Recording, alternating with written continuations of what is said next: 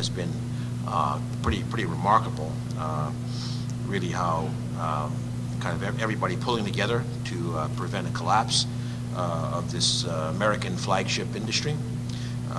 7 years ago, plants closing, workers laid off, dealerships and suppliers failing, really entire communities on the ropes in 2009, until some, at the time certainly painful but necessary steps were taken to rebuild the industry. Now we see the fruits of that. Retooled, new factories, an all-out drive for fuel efficiency, which was, of course, one of the important parts of restructuring the industry, affordable prices. And more broadly, this story is part of a bigger story, since we're in the middle of the longest streak of private job creation in history. More than 14 million new jobs, the strongest 2 years of job growth since the 90s, and unemployment rate cut in half. So the success of our auto industry, again, is a big part of that story. It's certainly a part of the manufacturing surge that has itself created over 900,000 new jobs in the past 6 years. And again, a reminder that as the President emphasized, also in the State of the Union, all of this being done while cutting our federal budget deficits by 3/4, almost 3/4. So clearly, there are more challenges,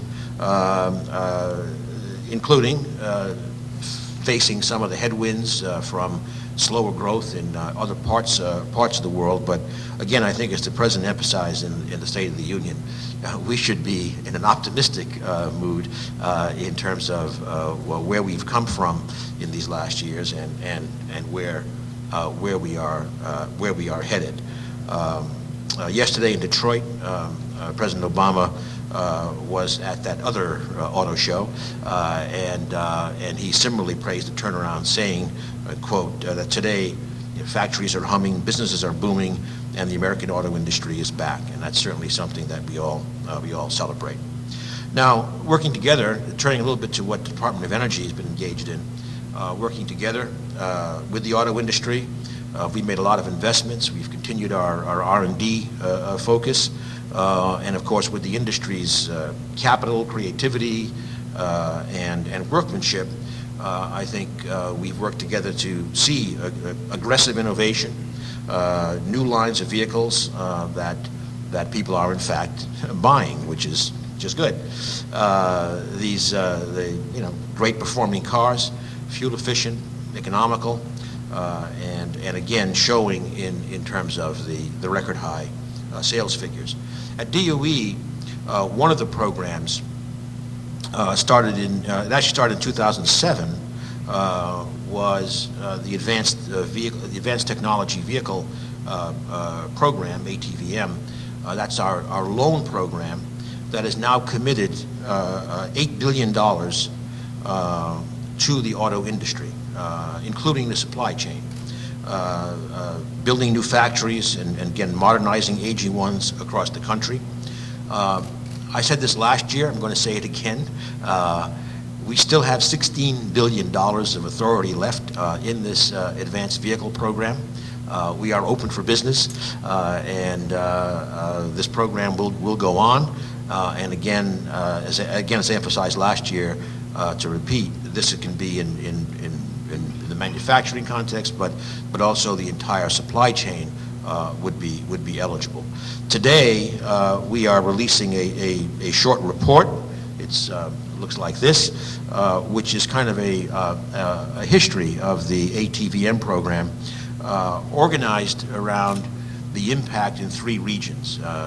Obviously, it's the funds have been deployed in many states, but in particular, this gives you a snapshot of the Bay Area, starting with Tesla, but including now how new supply chain companies from Canada and Australia have moved into Fremont and Newark to support that.